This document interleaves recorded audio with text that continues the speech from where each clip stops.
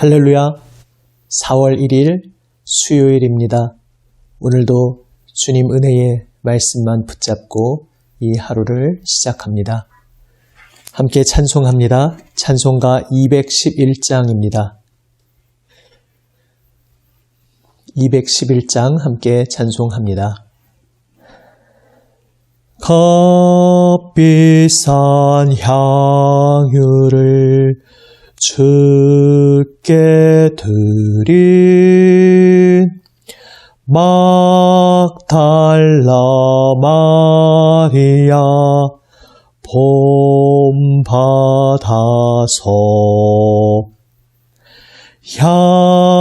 향기로운 산제물 주님께 바치리 사랑의 주네 주님께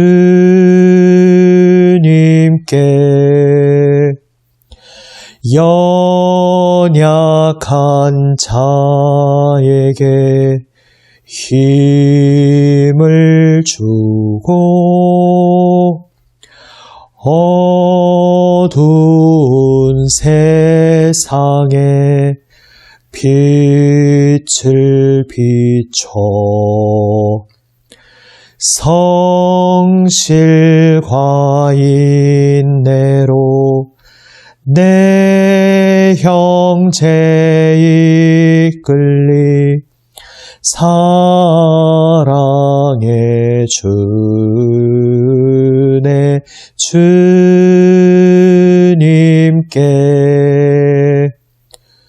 두려운 마음에 소망 주고 슬픔에 쌓인 자 위로하며 길 잃은 자들을 친절히 이끌리 사랑의 주네 주님께 인생의 황혼이 깃들어서 이 땅의 수고가 끝날 때에 주님을 섬기다 평안히 가리라 사랑의 주네 주님께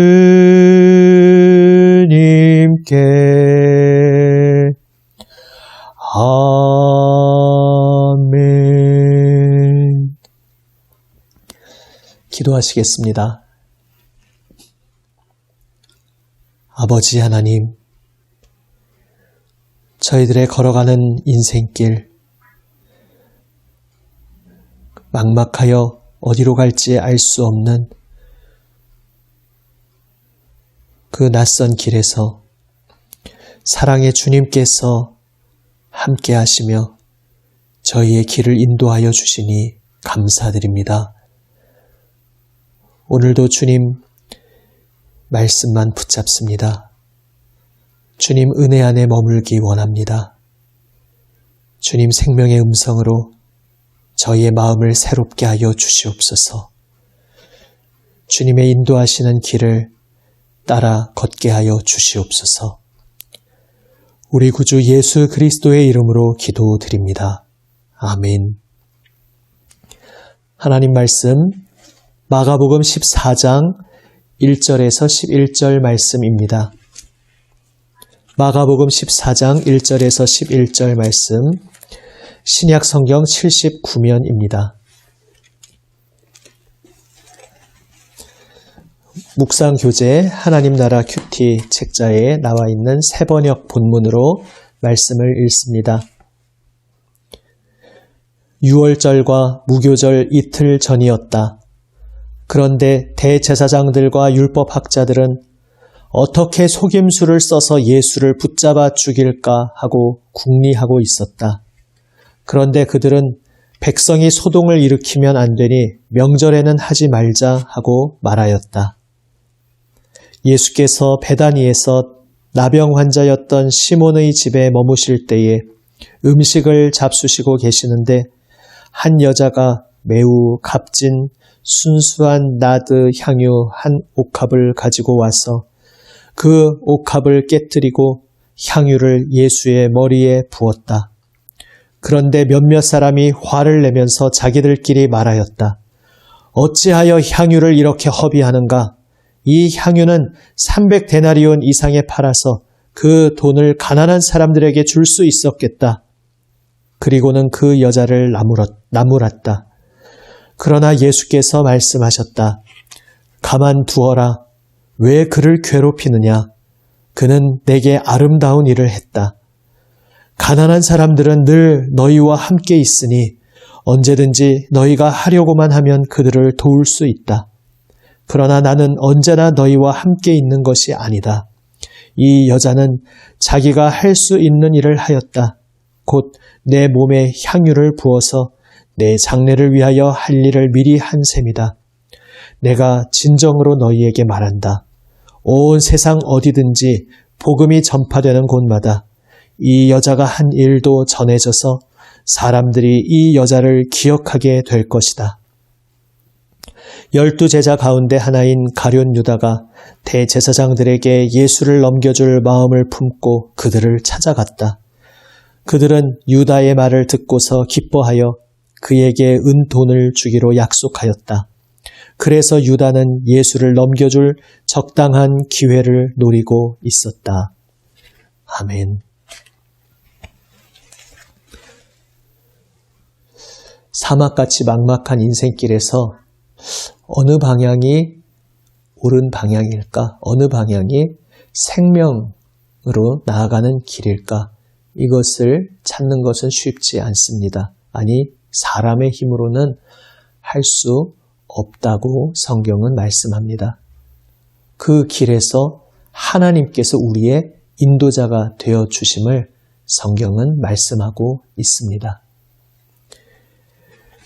그렇다면 우리 인생에서 옳은 길, 하루하루 살아갈 때에 옳은 선택이라는 것이 어떤 것일까 생각해 보게 됩니다. 나름대로의 신념과 가치관을 가지고 선택하면 무조건 옳은 길이겠습니까? 사실 생각해 보면 지금 예수님을 살해하려고 음모를 꾸미고 있는 대제사장들과 율법학자들도 자기들 나름대로의 신념이 있었습니다. 자기들로서는 그것이 매우 중요한 가치에 의한 신념이라고 생각했습니다. 그들이 수호하는 유대교, 이 종교체제, 하나님을 향한 신앙, 이것을 지켜내고 그 신앙 안에서의 온전한 질서를 계속 유지하기 위해서 예수님은 그들이 볼 때에 예수라는 존재는 제거되어야 할 대상이었습니다. 그래서 그들은 자신들의 신념에 의해 예수님을 없애려고 모의하고 있었습니다. 그것이 옳은 길이라 생각하고 있었습니다. 예수님을 팔아 넘기기로 작정하고 그 계획에 가담하게 된 12제자 중 하나인 가룟 유다, 그도 마찬가지였습니다. 사실 오늘 본문 가운데에서 왜 그가 자신이 따르던 스승인 예수님을 팔아 넘기고자 했는지 오늘 본문에서 다 알 수는 없습니다. 그러나 전체 복음서 맥락을 통해서 보통 우리가 짐작하기로 가룟 유다는 나름대로 무언가 예수님 속에서 자신이 꿈꾸는 어떤 미래 세계를 보았고, 그래서 자신의 신념, 자신의 가치관에 부합한 그러한 자기가 참으로 따라야 할 지도자라고 예수님을 믿고 따랐을 것이라 생각됩니다. 그런데 어느 시점에선가 무언가 맞지 않다고 생각하게 된 것이죠. 내가 생각하던 길, 내가 붙잡고 있는 신념, 가치관에 부합하는 자가 아니로구나.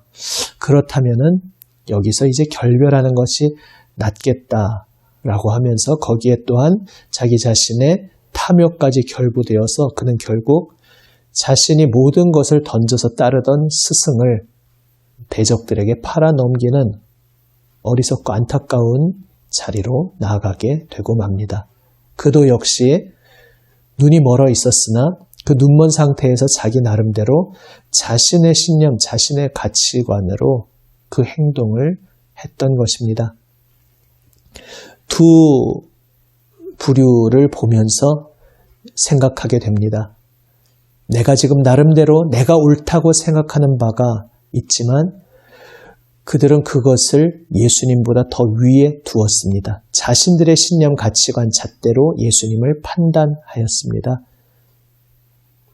우리가 예수님을 믿고 따른다고 하지만 우리도 그러한 어리석음을 자칫 범할 수 있습니다. 처음부터 노골적으로 예수님을 대적하던 적대자들은 그렇다 치더라도 가룟 유다는 나름대로 진지하게 예수님을 따르고 있었는데 어느 순간부터 탐욕이 들어오고 어느 순간부터 자신이 고수하는 신념과 가치관이 예수님보다 위에 올라가게 되었습니다.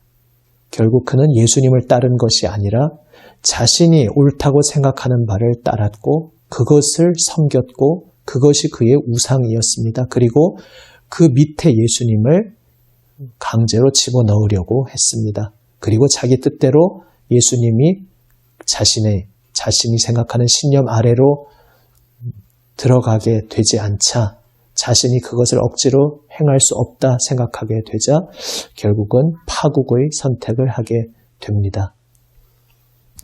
내가 붙잡고 있는 것, 심지어 거기에 하나님의 이름, 예수님의 이름이 결합되어 있어서 겉으로 보면 신앙적인 것이라고 스스로를 속일 수 있지만 내가 붙잡고 있는 나의 생각이 예수님보다 위에 올라간다면 그것은 비극입니다.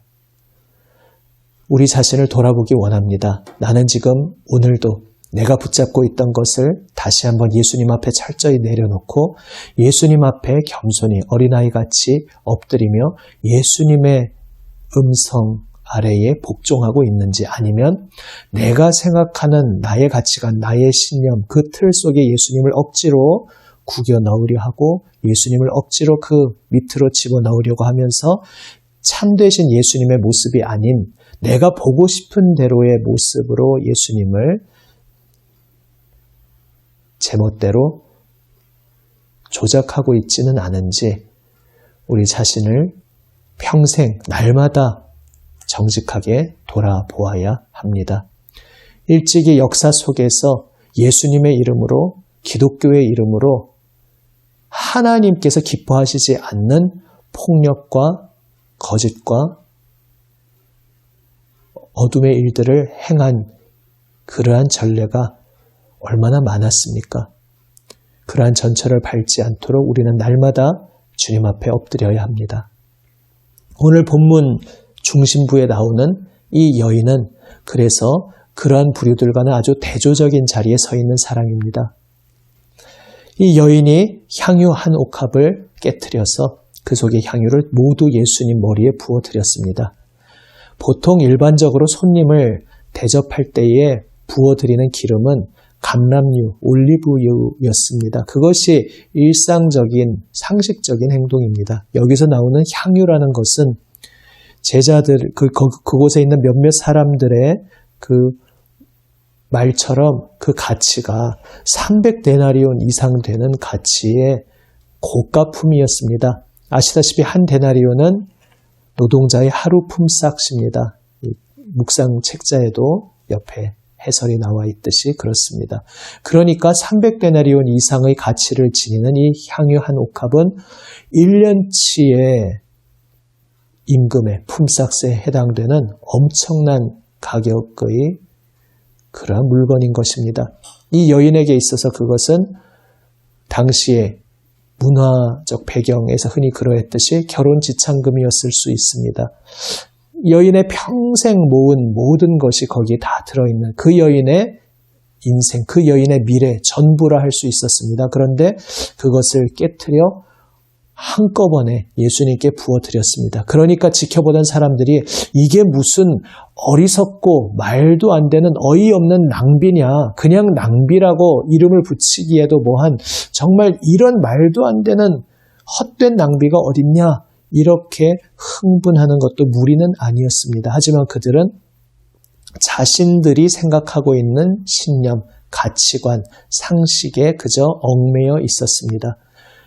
그러나 여인은 달랐습니다. 그러한 상식, 자기 자신의 인생을 챙기려는 생각들, 이러한 모든 것들은 이미 다 뒷전이었고 이 여인에게는 오직 예수님만 보였습니다. 무슨 맹목적인 무지몽매한 그러한 잘못된 신앙을 말하는 것이 아닙니다. 이 여인은 지금 예수님의 죽음을 당연히 알지는 못했을 것입니다. 그러나 여인에게 있어서는 지금 이 선생님, 그와 그분의 인생의 동선과 내 인생의 동선이 여기서 마주친 후에 다시 만날 수 있을지 그것을 장담할 수 없었습니다. 다시 말해 여인에게 있어서는 그 여인이 예수님을 만나고 알게 된 과정에서 정말 그분은 나의 생명을 바쳐 섬길 내 인생의 중심이 되는 분이라는 그 확신을 가지게 되었고, 그래서 내 모든 것을 다 그분께 드리고 싶었는데 그것이 여인에게 있어서 바로 이 향유 옥합이었던 것입니다. 그리고 예수님께 이것을 다 부어 드릴 수 있다면, 그럴 수만 있다면 그것이 내 인생 최고의 기쁨임을 여인은 깨닫고 생각하며 이 일을 실행했던 것입니다. 이 여인의 서 있는 자리는 그래서 앞서 나눈 두 부류와 너무나 다릅니다. 내 이익, 어떤 내 생각, 내 입장, 이러한 것들을 예수님 위에 올려놓는 것이 아니라 그 모든 것들이 예수님 아래로 엎드리는 바로 그러한 마음이었습니다. 향유를 부어드리고서 반대급부로 무엇을 얻고자 하는 그러한 계산도 전혀 없었습니다. 우리도 사실 신앙의 길 걸어가면서 예배하고 봉사하면서 꼭 무엇을 바라고 예배 드린 것 아니고 무슨 보상을 바라고 봉사한 것은 아니었지만 열심히 예배하고 봉사했는데 되려 돌아오는 것이 어떤 오해와 비방, 이러한 것이 될 때 우리는 자기도 모르게 그런 생각을 할 수 있지 않습니까? 하나님, 제가 이렇게 열심히 하나님 섬겼는데, 예배했는데, 봉사했는데 왜 돌아오는 것이 이런 것입니까? 이렇게 낙심하고 또 때로는 분노하게 될 수 있습니다. 자기도 모르는 사이에 아무 대가 없이 하나님을 예배하고 하나님을 사랑하며 섬겼다 생각했는데 나도 모르는 사이에 꼭 무슨 보상을 바란 것이 아니지만 그래도 당연히 거기에 뒤따르는 어떤 결과까지도 생각하고 있는 그런 마음이 우리 속에 숨어 있었을 수 있습니다. 그러나 이 여인은 그렇지 않았습니다. 이 여인의 모습에서 참된 예배자의 모습을 보게 됩니다. 그는 무엇을 아무것도 바라는 것 없이 그저 예수님께 내 모든 것을 드릴 수 있다는 것, 내 온 생명과 내 전 존재를 다 바쳐서 예수님을 예배하고 예수님을 섬길 수 있다는 그 자체가 여인에게 기쁨이요, 영광이요, 생명이었습니다. 바로 이것이 참 신앙의 자세입니다. 나의 신념, 나의 가치관, 나의 주장을 예수님 위에 올려놓는 것이 아니라 내 모든 전 존재 생명을 바쳐 예수님 앞에 엎드리는 바로 그 자리에서 우리는 예수님을 만나게 됩니다. 여인이 비록 예수님의 이 십자가의 길을 다 이해하지 못하고 그 깊이를 다 깨닫지 못하였지만 그러나 자신의 생명을 바쳐 마음을 바쳐 주님을 섬길 때에 그는 자기도 모르는 사이에 예수님의 그 십자가의 길, 그 죽음의 길, 그 장례를 준비하는 그러한 자리에 서게 되었습니다. 우리의 인생도 그러합니다. 내가 무엇을 다 완벽하게 파악하고 알고 있어서 무엇을 하고 그래서 하나님께 영광 돌리는 것이 아닙니다. 우리는 다 알지 못하지만 어린아이, 연약한 자들이지만 그러나 주님 앞에 겸손히 엎드려 내 모든 생명과 마음을 바쳐 주님을 섬길 때에 바로 그 자리에서 우리도 모르는 사이에 하나님께 영광을 돌리며 하나님께서 일하시는 역사의 한 선한 통로로 도구로 쓰임받게 되는 것입니다.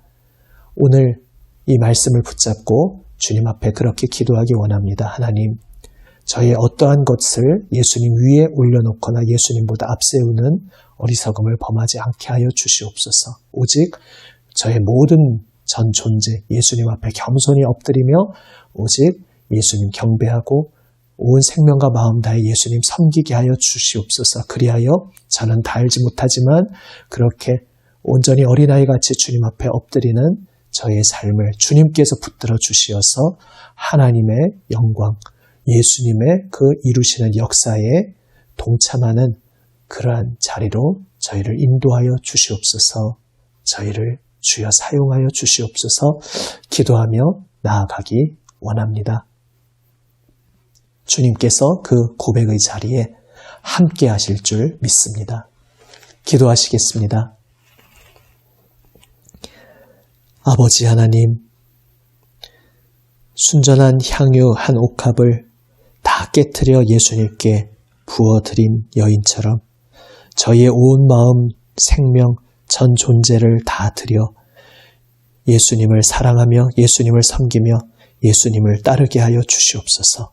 그 길 가운데 저희는 다 알지 못하는 어린아이들이오나 그 길 속에서 그 행동 속에서 하나님께서 기뻐 받으시는 그 아름다운 길에 동참하게 되도록 주님께서 저희를 붙들어 주시고 인도하여 주시옵소서. 저희의 모든 것들을 다 예수님 앞에 겸손히 내려놓고 주님 앞에 겸손히 엎드리게 하여 주시옵소서. 우리 구주 예수 그리스도의 이름으로 기도드립니다. 아멘. 하늘에 계신 우리 아버지, 아버지의 이름을 거룩하게 하시며 아버지의 나라가 오게 하시며 아버지의 뜻이 하늘에서와 같이 땅에서도 이루어지게 하소서.